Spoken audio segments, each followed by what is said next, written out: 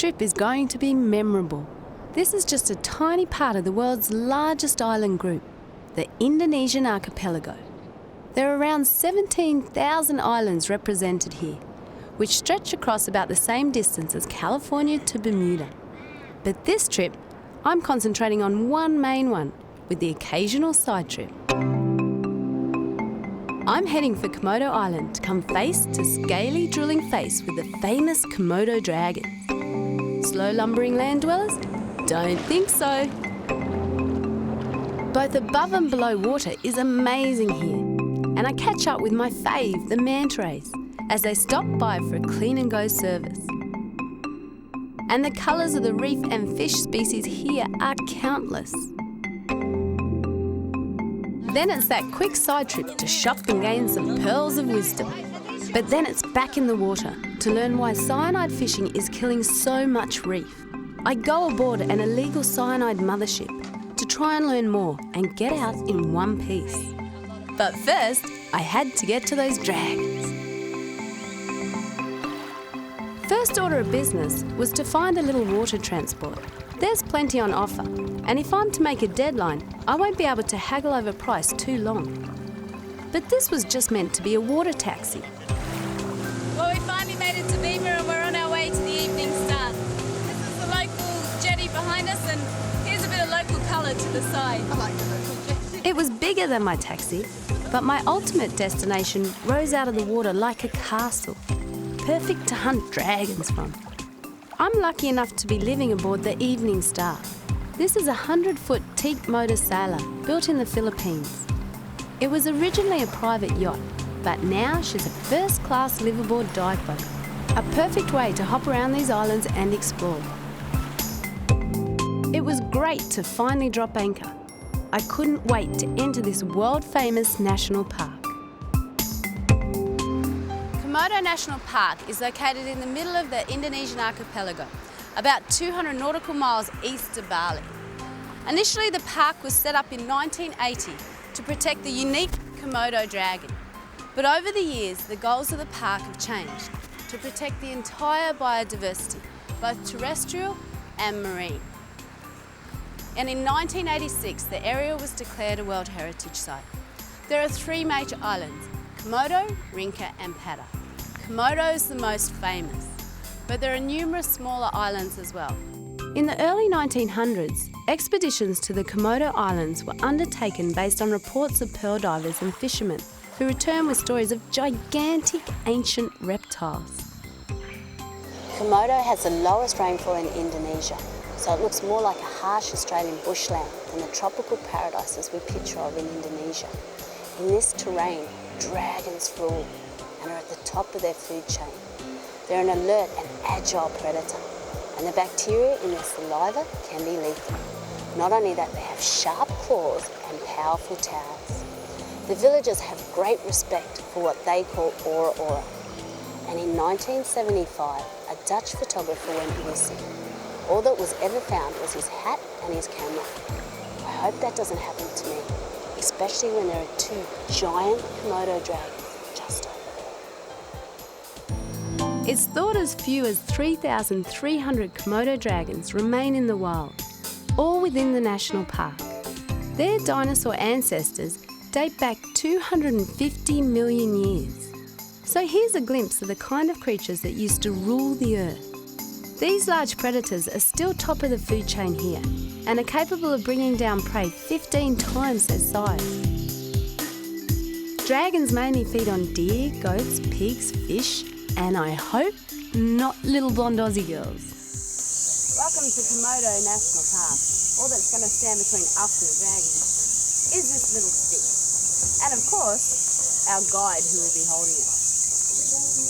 Dragon walks are strictly guided. Each group is briefed on how to behave while looking for dragons. The guide will usually be the first to spot a dragon because of their camouflage.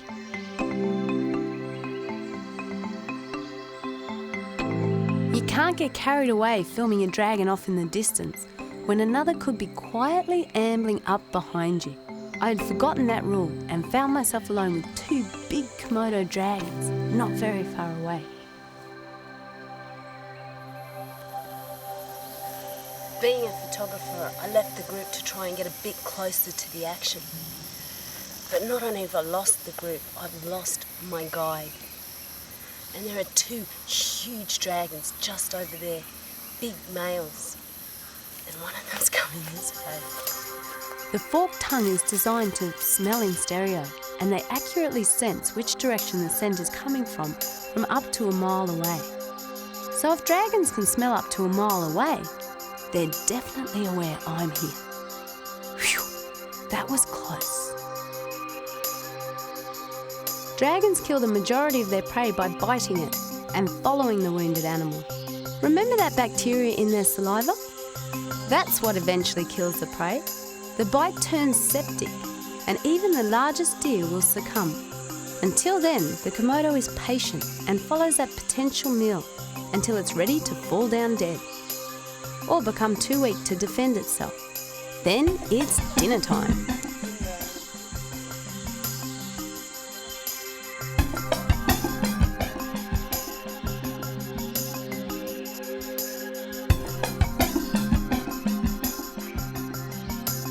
The only time you would ever get this close to a dragon is just after he is eaten.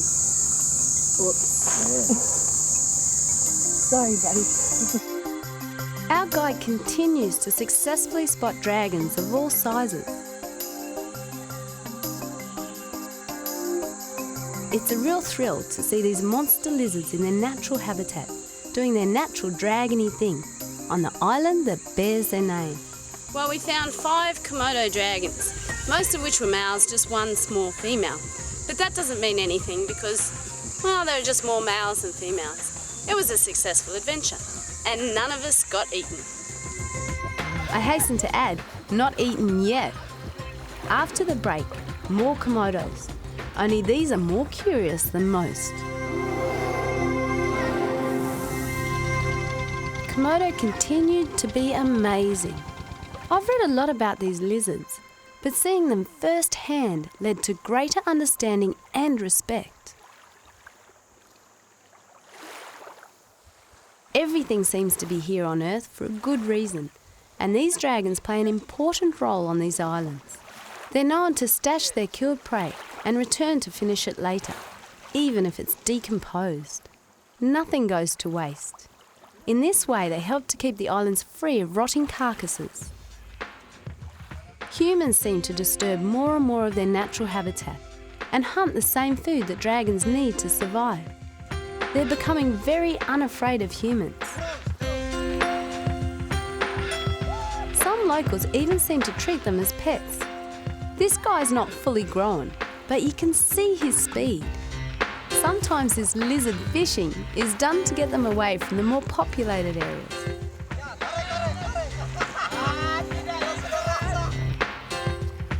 But the harder job is keeping the people away from them.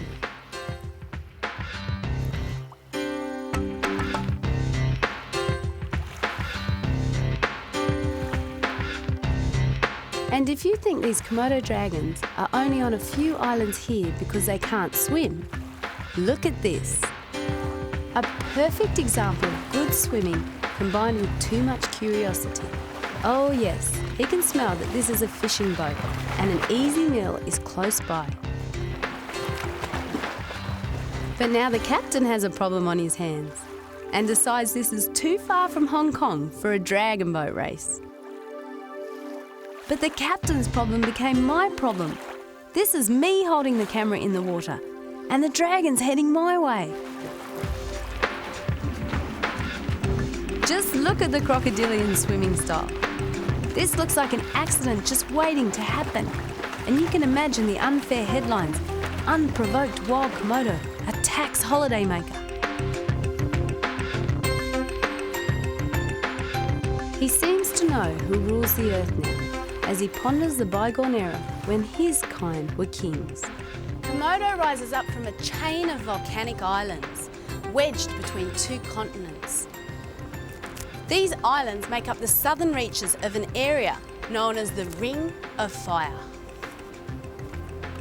This habitat harbours more than 1,000 species of fish, 260 species of reef-building corals, 70 species of sponges as well as whales, dolphins, sharks, dugongs, mantarays and many more marine species.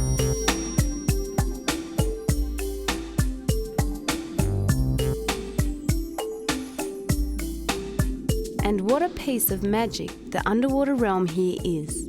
With clear waters providing great visibility, I urge many to leave the spear gun at home and just shoot film. Indonesia's water temperatures are generally cooler than in other regions.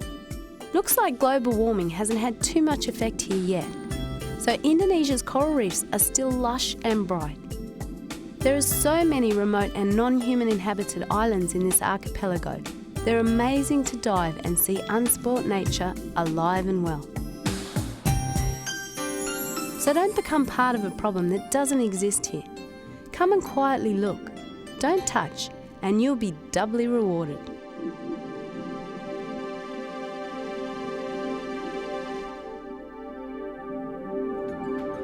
Next up, magnificent mantas and other feeding frenzies. These waters are also home to the gentle giant mantaray. During the summer months, they gather here in large numbers to feed on the plankton in the water. But they also come here for another special reason. And in a secret channel down the south of Komodo, dozens of mantarays come in to get cleaned by the small cleaner wrasse. Finding the ideal spot to see this cleaning station, I could hardly wait to get in, fins and all, to catch the action. I was diving in what's known as Manta Alley, near Manta Island, and I knew I was going to see lots of graceful mantas.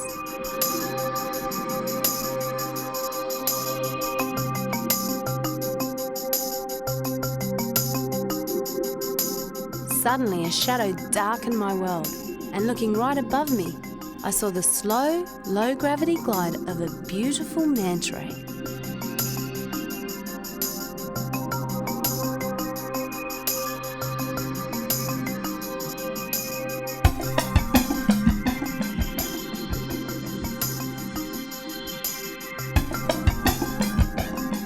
It wasn't long before I found one of those cleaning stations. The cleaner wrasse remove parasites from the ray's body by eating them, so it's a win-win situation for both species. There have been projects to study those particular giant mantarays in Komodo Marine Park. Scientists, researchers and rangers from the park have joined forces using visual surveys, photo ID and acoustic and satellite data. This information greatly contributes important biological knowledge and adds to mantaray conservation in and outside the park. That's great to know that with careful management, these guys are going to be around for a long time yet. After seeing the mantas pampered, I decided I needed some R&R myself. I chose shopping therapy. Shopping in Bali is truly a unique experience. Now I came to these markets because I heard there's some really, really good sandals, so I'm going to see what price I can get. Okay, how much? 60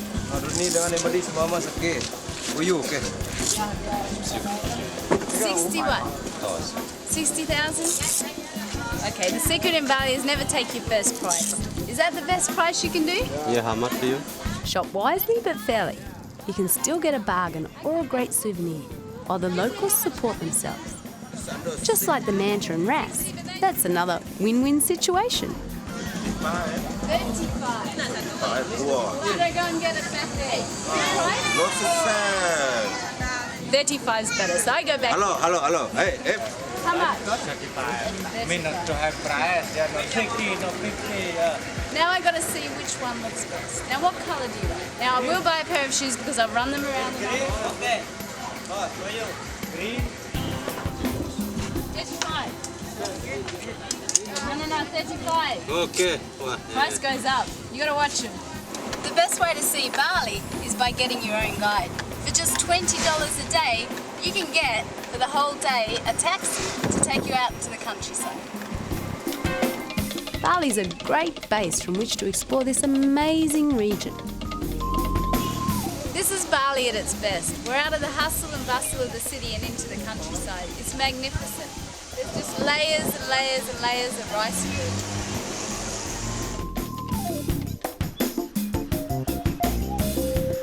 It's great when you get out into the countryside of Bali that you actually see the locals doing what locals do. So these guys are cutting rice at the moment.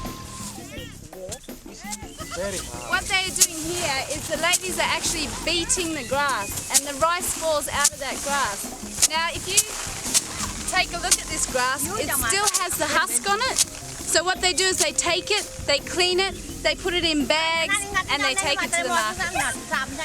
Like that. It takes a whole day to fill up one bag like this. And a family of Balinese can actually live on about $1 a day. This certainly makes my life look unnecessarily complicated. Small family industries are everywhere, on all scales. These ponds of water behind me is where they actually make salt. See the little houses in between? From large family concerns to the individual trying to make a living. Although this sensation was very much like being in the middle of the shark feeding frenzy.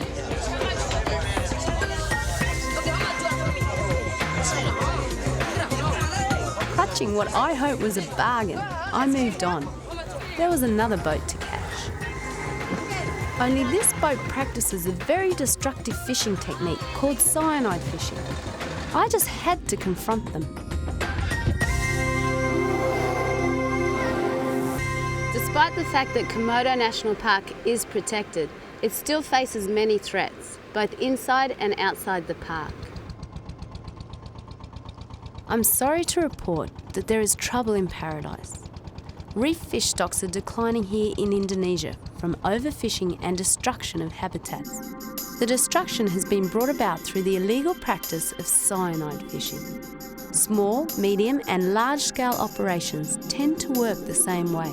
A main boat or mothership with one to several smaller boats send down divers to use cyanide to catch the fish. When the fish hide amongst the coral and whatever else is in the way is cleared to get to the hiding fish.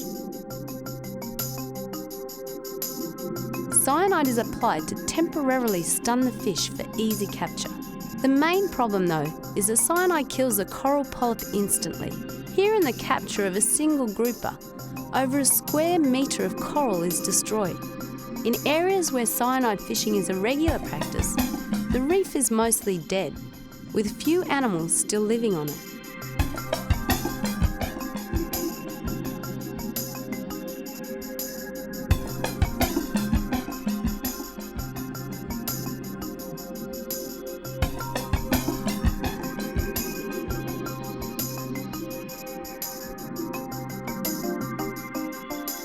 We're about to go on board a mothership.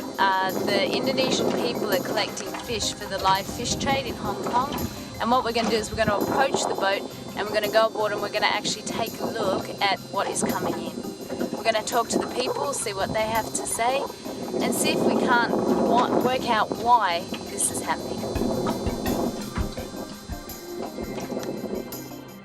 They seem to be pretty friendly, so we should be pretty friendly.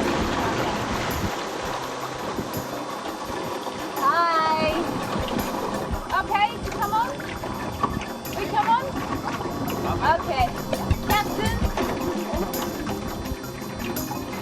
Here goes Lynn the Eco Warrior.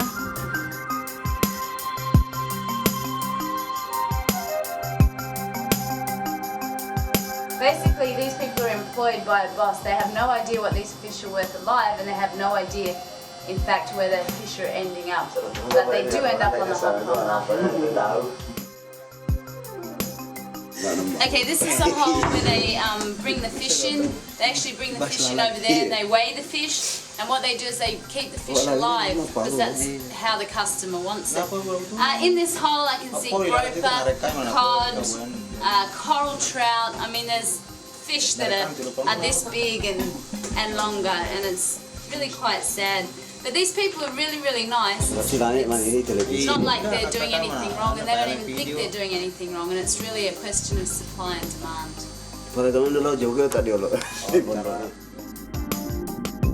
Cyanide is cheap and easy to get hold of.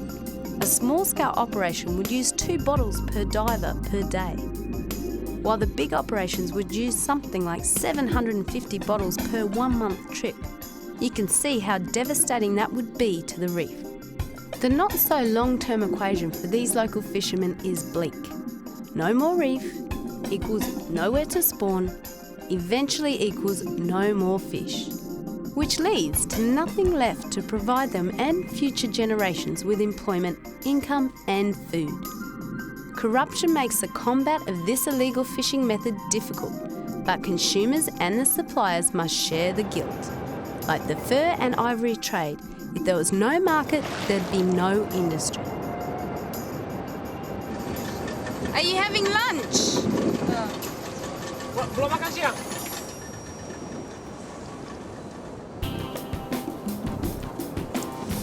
Yang nangkap juga hanya bisa pandang-pandang aja ya. Look at this beautiful fish, it's just gorgeous.